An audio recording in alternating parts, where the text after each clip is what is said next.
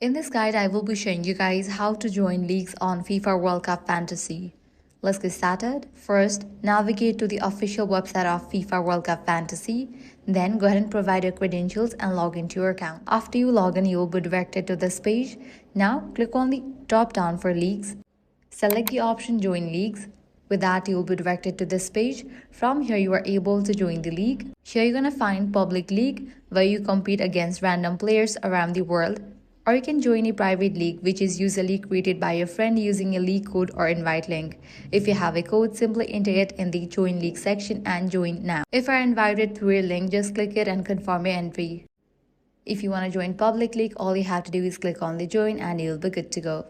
After you join, you will automatically be added to the league leaderboard, where your points from your fantasy team will be compared with other players. Your rank will keep updating after every match day based on how your selected players perform in real-life World Cup games. And that's it, you are now officially part of a FIFA World Cup Fantasy League and ready to compete for bragging rights. So this way you are able to join leagues on FIFA World Cup Fantasy. If this guide helped you out, do not forget to like, share and subscribe.